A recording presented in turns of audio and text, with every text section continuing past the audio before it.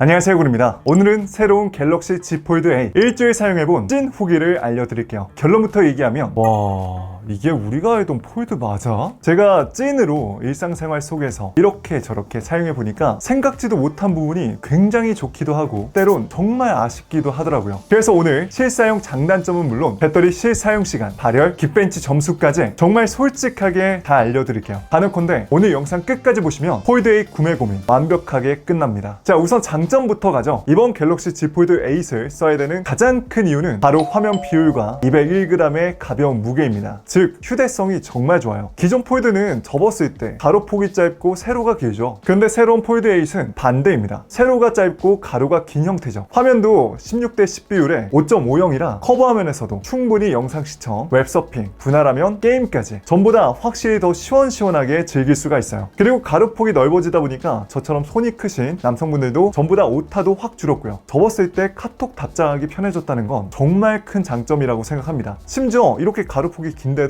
자전거, 스마트폰 거치대에 무리 없이 들어가요. 그리고 이 상태에서 큰 화면으로 내비게이션 정보라든지 웹서핑, 유튜브, 음악 시청 등 다양한 걸 훨씬 더 편하게 조작할 수 있어서 정말 좋았어요. 그런데 펼치면 더 대박입니다. 4:3 비율의 7.6형 화면이 나오는데요. 이 비율은 이렇게 4:3 비율의 사진도 꽉 찬 화면으로 볼 수가 있고요. 영상 볼 때도 위아래 넷톱박스가 적어서 큰 화면을 제대로 활용할 수가 있어요. 특히 기존 폴드 7과 이번 폴드 8 울트라는 이렇게 가로 비율 영상을 볼 때 넓게 보려면 돌려야 됐는데 이 상태는 넷톱박스도 많이 생기고 또 펀치홀이 영상 일정 부분을 가리게 됩니다. 그런데 이번에 폴드 8은 화면 비율이 바뀌면서 넷톱박스도 훨씬 적고 펀치홀이 화면을 가리지 않아 훨씬 더 보기 좋아요. 이렇게 세로로 돌리면 세로 비율 영상 보기에도 이북이나 웹툰, 만화책, PDF 파일 보기에도 화면 최적화 미쳤어요. 특히 이렇게 세로 모드 상태에서 분할하면 써보세요. 화면 보기 진짜 좋죠. 세로 비율로 쓰면 길이가 갤럭시 S26 울트라와 비슷해지는데 마치 갤럭시 S26에서 가로 길이만 훨씬 더 긴 태블릿 쓰는 것 같아 부담도 적습니다. 또 화면이 큰 만큼 저 같은 크리에이터분들은 카메라 모니터링 앱을 설치해 원격 모니터링 하기도 좋기 때문에 이거는 웬만한 미니 태블릿과 거의 같은 비율입니다. 진짜 저는 여행하면서 사진첩에서 화면 꽉 차게 사진을 볼 때 와,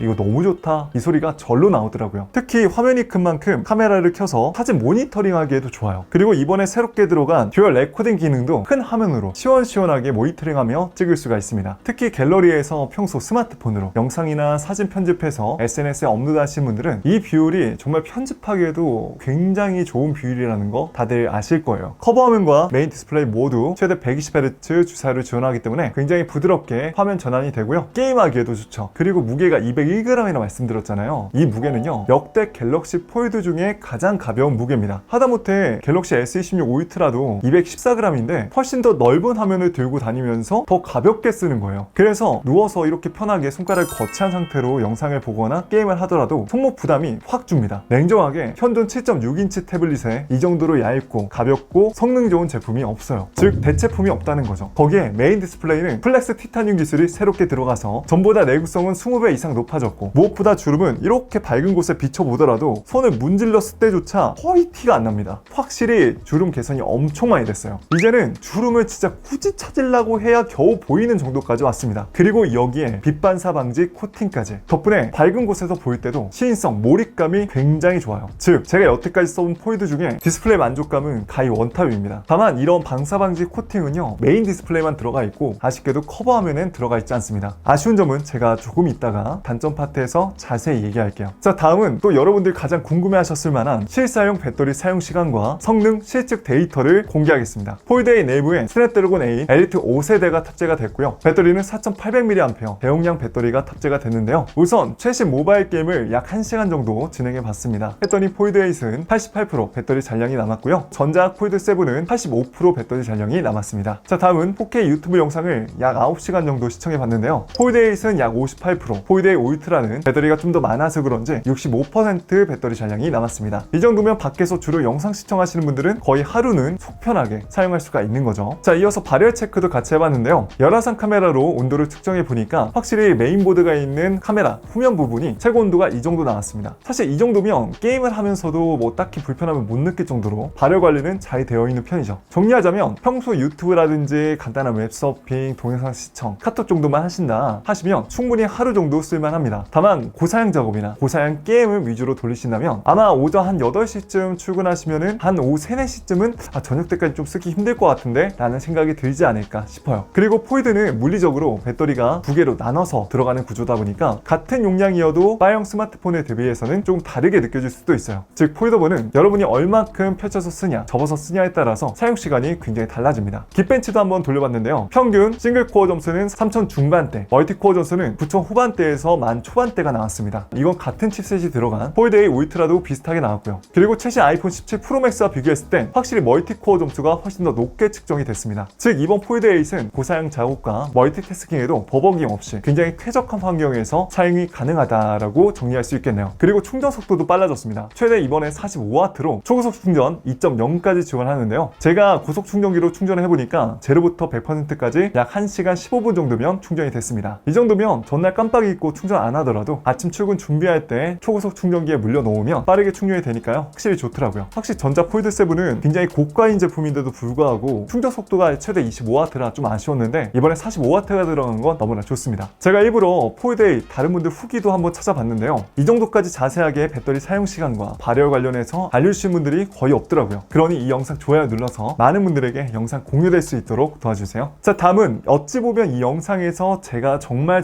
하고 싶었던 얘기, 단점 파트입니다. 제가 느꼈던 단점 역시 역설적이게도 이번에 새롭게 바뀐 화면 비율과 바뀐 디자인 때문인데요. 첫 번째 단점은 커버 디스플레이입니다. 폴드8 커버 디스플레이는 접었을 때 가로폭이 81.9mm나 됩니다. 이거는 갤럭시 S 시리즈 중에서 가장 큰 울트라보다도 가로폭이 더 긴 거예요. 즉 현존 갤럭시 중에서 가장 넓은 가로폭을 지녔다는 얘기입니다. 그러다 보니 양손으로 타이핑 치기는 굉장히 좋아졌는데 반대로 한 손으로 타이핑 치기는 오른손잡이 기준 비읍이나 1번 닫기가 상당히 힘들어졌어요. 제가 키가 186이다 보니까 손도 당연히 상대적으로 굉장히 큰 편에 속하는데 한 손으로 타이핑 칠 때 야 이거는 너무 좀 빡세긴 하다 라는 생각이 자연스럽게 들더라고요. 그래서 웬만한 사람들은 이렇게 커버 화면에서 한 손으로 타이핑 치기 힘드니까 제가 꿀팁 하나 알려드릴게요. 키보드 활성화하고 플로팅 키보드 아이콘 누르면 이렇게 조그만 창모드처럼 바뀌게 되는데요. 이러면 내가 타이핑 치기 쉬운 곳으로 이동해서 편하게 한 손 타이핑 칠 수 있습니다. 즉 손이 작으신 여성분들도 한 손으로 편하게 타이핑 칠 수가 있으니까 이거 꼭 꿀팁으로 가져가세요. 그리고 커버하면은 세로폭이 짧잖아요. 그래서 카카오톡이나 메신저 답장을 할 때 상단부의 내용이 거의 보이지 않게 됩니다. 이게 좀 맨 처음 써보면 답답하더라고요. 키보드가 너무 많은 자리 차지를 해서. 이것도 설정, 검색에 내비게이션 바를 검색해서 안쪽에 들어와 버튼 형식 말고 스와이프 제스처 형식으로 해주시면 좀 더 화면을 넓게 쓸 수 있습니다. 그리고 다시 설정, 키보드에 들어와 내비게이션 바에 입력 방식 버튼 표시와 키보드 숨기기 버튼 표시도 꺼주세요. 이러면 음성 인식 버튼은 사라지지만 좀 더 상단 여유 공간이 확보가 되게 쓸 수가 있고요. 그리고 음성 인식은 이제 스페이스바를 길게 눌러서 쓰시면 돼요. 그리고 다시 키보드 활성화하고 설정에 들어와 키보드 툴바와 텍스트 추천까지 꺼두시면 생각보다 공간 확보가 많이 됩니다. 그래도 아직까지 이런 새로운 비율 때문에 일부 앱에서는 화면이 좀 과하게 늘어진다든지 버튼 배치가 안 보이고 아이콘이 사라진다든지 컨텐츠 간격이 어색하게 보이는 현상도 덜어 발생합니다. 아무래도 이 4:3 비율은 문서 보기, 영상 보기, 사진 보기에도 좋지만 모든 앱이 이 비율에 완벽하게 호환이 되는 건 아니다 라는 거를 분명히 알고 가셨으면 좋겠어요. 그래서 이건 제가 다음 초기 설정 꿀팁 영상에서 앱마다 화면 비율을 따로 설정할 수 있는 방법도 알려드릴 테니까 폴드8 사전 구매하신 분들은 꼭 구독과 알람 설정하시고 영상 놓치지 마세요. 그리고 앞서 얘기했지만 메인 디스플레이는 플렉스 티타늄 기술이 들어갔는데 커버화면엔 신기술이 들어가지 않다 보니까 확실히 좀 빛반사가 많이 돼서 커버화면을 주로 쓰시는 분들은 이 부분도 좀 아쉬운 점으로 다가올 것 같아요. 자, 다음은 스피커 방향인데요. 이렇게 접었을 때는 상하단에 스피커가 있으니까 스테레오 스피커를 제대로 경험할 수가 있습니다. 그런데 펼치면 스피커가 좌측에만 몰려 있어요. 그러다 보니까 아무리 스피커 밸런스를 잘 맞췄다고 하더라도 삼성이 어쩔 수 없이 왼쪽에서만 진동이 들려요. 소리를 크게 들으면 들을수록 이게 약간 좀 어색하긴 하더라고요. 물론 스피커 볼륨은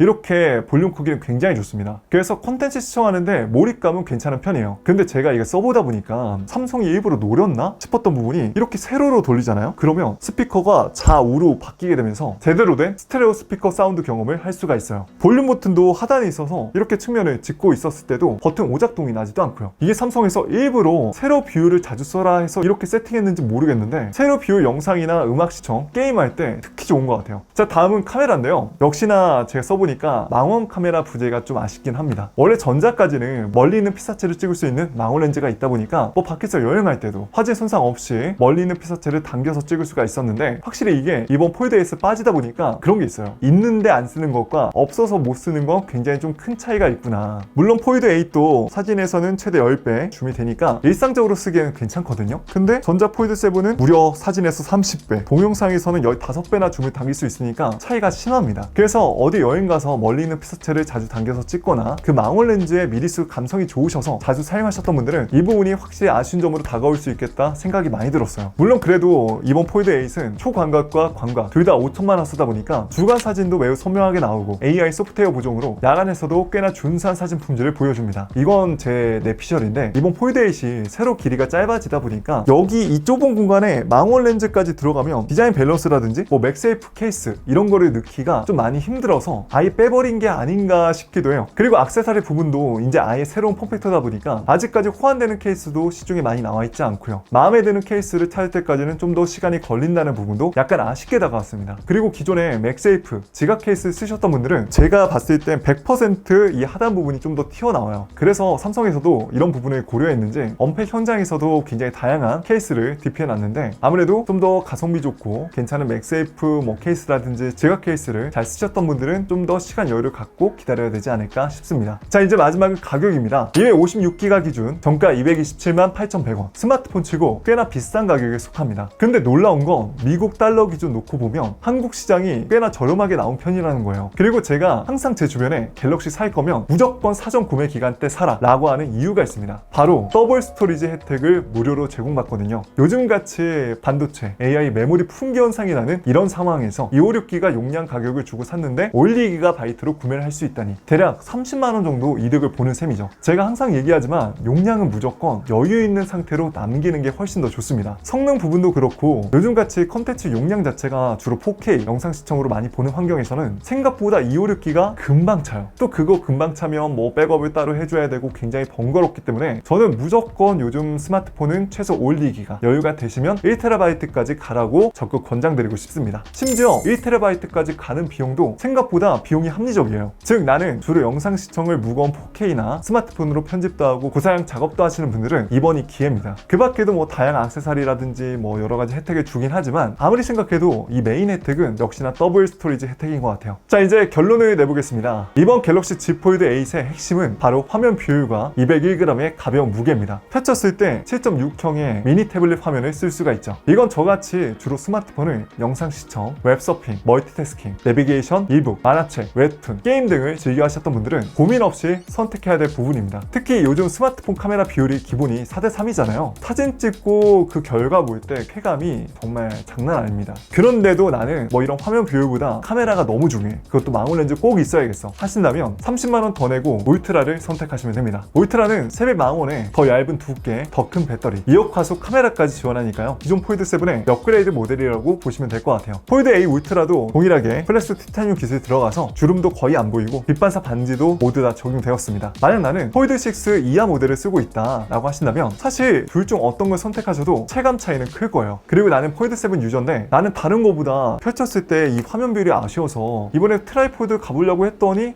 생각보다 가격도 너무 비싸고 너무 크고 무거워서 부담된다. 그러면 무조건 폴드에 가세요. 여러분이라면 폴드 8과 폴드 8 울트라 이 둘 중 어떤 걸 선택하시겠나요? 댓글로 여러분의 소중한 의견 많이 남겨주시고요. 부디 오늘 제 영상으로 구매 결정하시는데 조금이라도 도움이 되었기 바라며 이만 저는 여기서 인사드리겠습니다. 오늘 영상도 도움이 되셨다면 좋아요 한 번씩만 눌러주시고요. 조만간 새로운 갤럭시 Z 폴드 8 남들보다 품격 있게 쓸 수 있는 초기 설정 및 필수 꿀팁 영상도 올라갈 예정이니까요. 구독과 알람 설정하시고 영상 놓치지 마세요. 지금까지 전 곤이었습니다. 이 영상 끝까지 시청해주셔서 고맙습니다.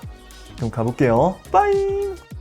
그리고 이건 한 가지 여담인데, 원래 기존 폴드가 폴드 8 울트라가 되고 완전히 새로운 폼팩터는 폴드 8으로 이름이 바뀌었잖아요. 왜 기존 폴드처럼 생긴 건 울트라라는 명칭을 쓰고 새로운 폼팩터는 폴드 8이라는 이름을 차지하게 됐을까요? 아마 우리가 기존에 알고 있던 폴드 형태는 이번에 울트라로 사라지지 않을까 조심스럽게 추측해봅니다. 아무래도 삼성에선 새로운 폼팩터에 대한 시장 반응이 어떤지, 판매 시적은 어떤지 테스트할 겸 이렇게 두 가지 모델을 최초로 같이 출시한 게 아닌가 싶어요. 과연 이번 폴드 8 얼마나 많이 팔릴까요?